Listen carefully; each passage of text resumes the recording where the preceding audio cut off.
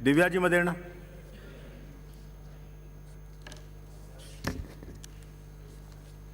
सभापति महोदय, स्वास्थ्य की चर्चा में भाग ले रही हूँ।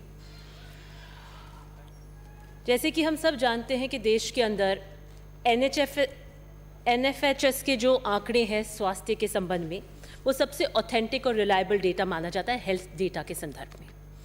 और जब हम उन इंडिकेटर्स को देखते हैं तो केरला हेल्थ की स्वास्थ्य की दृष्टि से पूरे हिंदुस्तान में टॉप करता है, मॉडल राज्य है। और अगर हमें केरला के कंपटीशन में आना है तो हमारी व्यवस्था के अंदर आमूलचूल परिवर्तन हमें करना पड़ेंगे। हमें हमारा जो हेल्थ केयर सिस्टम है उस पर ध्यान देना पड़ेगा ताकि हम इन इंडिकेटर्स को इम्प्रूव कर सकें। मैं चिरंजीवी योजना की बात करूंगी। एक बहुत अच्छी योजना है, उसका कवर 5 लाख से 10 लाख कर दिया, लेकिन आज उसकी ज़रूरत है क्योंकि प्राइवेट हेल्थ केयर सिस्टम्स बहुत ज़्यादा हमारी स्वास्थ्य के ढांचे पर हावी हैं और public health care system weak है। और इसका नज़ारा हमने कोविड में बहुत अच्छी तरह देखा। जब कोरोना की लहर आई, प्राइवेट हेल्थ केयर सिस्टम ने हमें डिच किया और रॉयली डिच कर दिया। अस्पताल बंद हो गए, अगर उपचार के लिए गए मनमर्जी करी, और गए तो बुरी तरीके से उन्होंने पेशेंट्स को लूटा। उस वक्त अगर किसी ने सहारा दिया तो पब्लिक हेल्थ केयर सिस्टम में दिया। और इसलिए अगर हमें पब्लिक हेल्थ सिस्टम को इम्प्रूव करने की ज़रूरत है तो हम केरला जैसी स्थिति में पहुंचेंगे। अरे प्लीज़ आप यहाँ बात मत करें। माननीय सदस्य please. We need to invest more on private health care की जगह ऑन पब्लिक हेल्थ केयर। और जो हम योजनाएं ला रहे हैं वो भी ऐसे लाएं जिसमें प्राइवेट हेल्थ केयर का दायरा नहीं, पब्लिक हेल्थ केयर का दायरा ज़्यादा एक्सटेंड हो। जो हेल्थ केयर इंश्योरेंस स्कीम्स हैं उनका बेसिस ये है कि जितने ज़्यादा लोग बीमार पड़ेंगे तब उन इंश्योरेंस कंपनीज को मुनाफा होगा। और जो स्टेट का व्यू होना चाहिए कि हमारे लोग कम से कम बीमार पड़ें, हम प्रिवेंटिव मेजर्स पहले से लेकर चलें। और जो इंश्योरेंस स्कीम या चिरंजीवी योजना है, ये टर्शरी लेयर को कवर करती है, प्राइमरी सेक्टर को कवर नहीं करती। जब आपको ऑपरेशन हो जाए या इस तरीके के योजनाएं या प्रोग्राम्स पैकेज इसके अंदर होते हैं। लेकिन अगर आप सोचें तो आप अपने जीवन में कितनी बार हॉस्पिटलाइज हुए होंगे? कई लोग बिल्कुल भी नहीं हुए होंगे, कोई एक आधी बार होगा। लेकिन ओपीडी में सबको जाने की ज़रूरत पड़ती है। इसलिए मुझे लगता है ये एक सल्यूशन नहीं हो सकता। हमें इसको आगे और सोचना पड़ेगा कि हम आज तो दे सकते हैं ये योजना, जो कि एक बेहतरीन योजना है, लेकिन हमें इसके आगे भी सोचना पड़ेगा। हम इसका कवरेज बढ़ाएं, लेकिन हम पब्लिक हेल्थ केयर को पैरेलल उसको मजबूत करें। ये हमारा परमानेंट सल्यूशन होगा। कोविड आज कोई ओवर नहीं हुआ है, and may be this is not a last pandemic. हमें 50 साल के हिसाब से हमारी हेल्थ की स्ट्रैटेजी बनानी पड़ेगी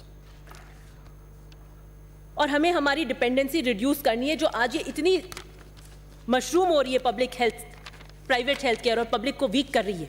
इस पे हमें लगाने की ज़रूरत है। कोविड में एक दूसरी चीज़ हमने देखी कि आम व्यक्ति की आमदनी पे असर पड़ा, उसकी आय पे असर पड़ा, और उसका हेल्थ केयर सीकिंग बिहेवियर उस इनकम के कम होने से बदला। अब वो पहले जो खर्च कर सकता था वैसा खर्च नहीं करेगा, उसकी पॉकेट पे मार पड़ी है। वो सरकारी व्यवस्था पे ज़्यादा निर्भर होगा, उसकी परचेजिंग पावर भी कम हो गई और उसकी निर्भरता भी कम हो गई। तो हमें और भी ज़रूरत हो गई कि हम हमारे पब्लिक सेक्टर्स को और ज़्यादा मजबूत करें। जो फंडामेंटल मोड ऑफ ऑपरेशन है चिरंजीवी योजना का, वो भी प्राइवेट हॉस्पिटल से है। सारे प्राइवेट हॉस्पिटल्स पैनल्ड हैं और प्राइवेट हॉस्पिटल्स हमेशा आम व्यक्ति को एक्सप्लॉइट करते हैं। हम बहुत ज़्यादा पावर प्राइवेट हॉस्पिटल्स को दे रहे हैं। हमने पहले भी देखा ये क्या करते हैं, जब मन हुआ ये इलाज बंद कर देते हैं। इंश्योरेंस कंपनीज का कभी पैसा नहीं आता तो ये इलाज बंद कर देते हैं और वहाँ जाते हैं, उस व्यक्ति को कैसे एक्सप्लॉइट करते हैं। लोगों पर ही नहीं, ये इंश्योरेंस कंपनी सरकार पर भी हावी है।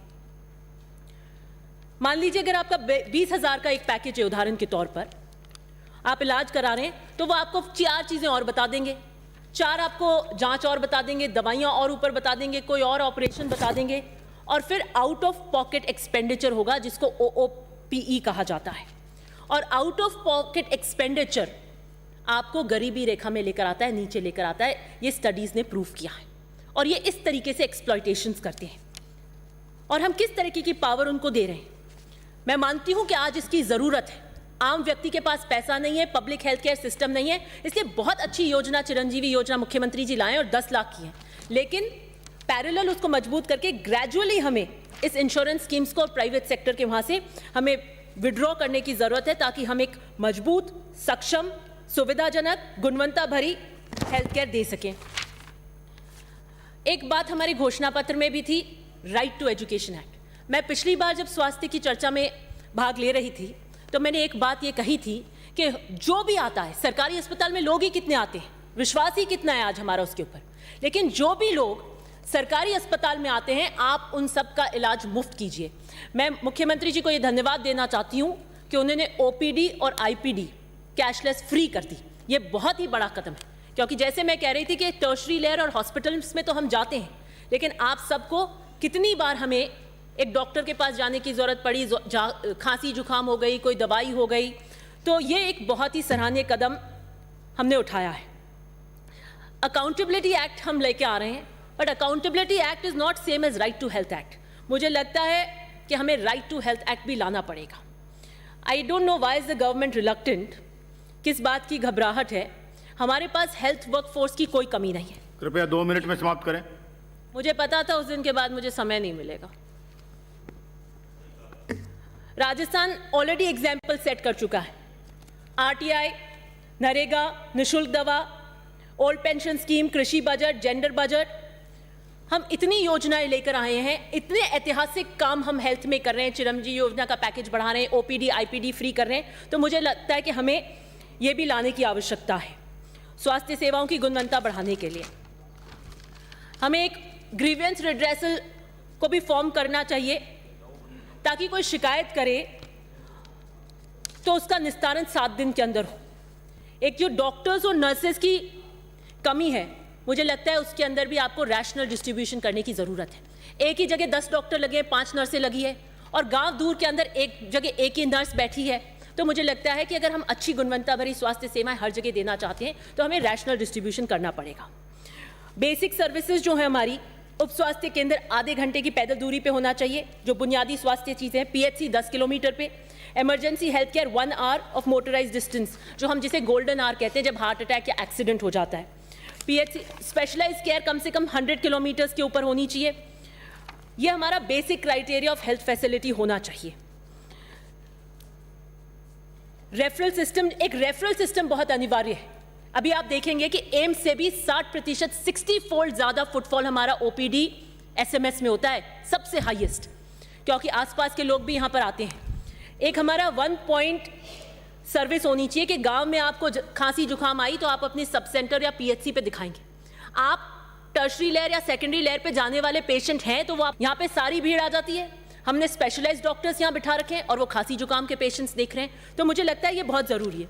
और चिरंजीवी योजना के अंदर भी पेशेंट्स एक प्राइवेट हॉस्पिटल में जाता है, फिर उसको पता लगता है कि ये पैकेज उसके पास नहीं है, वो प्राइवेट हॉस्पिटल उसको नहीं बताता कि आपके पास में नी रिप्लेसमेंट हमारे पास में नहीं है, आप दूसरी जगह कहाँ जाकर करेंगे। तो मुझे लगता है 1 पॉइंट सर्विस रखिए, वो आपको ये बताए कि आप यहाँ रेफर हो रहे हैं, यहाँ रेफर हो रहे हैं, और यहाँ रेफर होने के कारण आप यहाँ पर जाएंगे। पासबुक भी रखनी चाहिए चिरंजीवी योजना के अंदर, जो अगर आपने 10 लाख खर्च किए, कितने रह गए, कितने बच गए, वो भी देखने की ज़रूरत है। और एक मुझे लगता है बहुत ही इनोवेटिव अप्रोच, मंत्री जी आप तो एक बहुत ही अनुभवी और बहुत बढ़िया मंत्री हैं, आपसे सबको उम्मीदें हैं। पिछले कार्यकाल में आप स्पेशली कोऑपरेटिव में आपने ऐतिहासिक फैसले लिए थे, जो आज पूरे देश में उनकी चर्चा है, चाहे वो ऋण मुक्त ब्याज की बात हो जो आपके टाइम में लागू हुई थी। एक innovative app health facility locator आप लेकर आइए, में जैसे जहाँ पे पेट्रोल वेट्रोल सब बताता है, तो आपके उस एम्पैनल्ड हॉस्पिटल्स आपको बताए कि ये हॉस्पिटल यहाँ पर है, इसमें ये सेवा है, ताकि आपको भटकने की जरूरत ना पड़े। Thank you. Last minute, free medicine scheme का दायरा बढ़ाइए और जांच का दायरा बढ़ाइए। जो डॉक्टर और नर्सेज की, स्पेशली डॉक्टर्स की, और जो फार्मा कंपनीज का जो नेक्सस है, उसके लिए हमें सख्त कदम उठाने पड़ेंगे, हमें उस पर फोकस करना पड़ेगा। और जो प्रैक्टिस करते हैं गवर्नमेंट डॉक्टर्स, कंसल्टेशन फी से नहीं कमाते हैं, वो जो दवाइयाँ लिखते हैं उससे कमाते हैं। तो आप ये करिए कि अगर वो प्रैक्टिस भी करते हैं गवर्नमेंट ऑफ डॉक्टर, तो वो आपकी मुफ्त दवा योजना उस पर्ची में लिखे, जेनरिक नाम लिखे, दूसरी दवाइयाँ ना लिखें। इस पे आपको लगाम लगाने की ज़रूरत है। दूसरी चीज़ मैं आपको ये कहना चाहती हूँ कि ठीक है, एक लास्ट बहुत इंपॉर्टेंट पॉइंट है, हमने we were the first one और बहुत ही प्रभावी एक्ट मुख्यमंत्री जी पिछली गवर्नमेंट के अंदर क्लिनिकल स्टैब्लिशमेंट एक्ट 2010 लेकर आए थे, जो हेल्थ इंस्टीट्यूशंस को रेगुलेट और स्टैंडर्डाइजेशन करता है। ये हम फर्स्ट स्टेट थे उसको अडॉप्ट करने के लिए, लेकिन उसके अभी रूल्स नहीं बने और वो लागू नहीं हुआ। ये प्राइवेट लॉ भी इसको लागू नहीं करना देना चाहती। People should get exploited, that is what they want. मुझे लगता है मंत्री जी, क्लिनिकल एक्ट जो है, स्टैब्लिशमेंट एक्ट, उसको आप प्रभावी रूप से लागू करिए। गुणवत्ता के चेक लगेंगे, प्रभावी कदम होगा, अननेसेसरी जो चीजें वो नहीं होगी। धन्यवाद।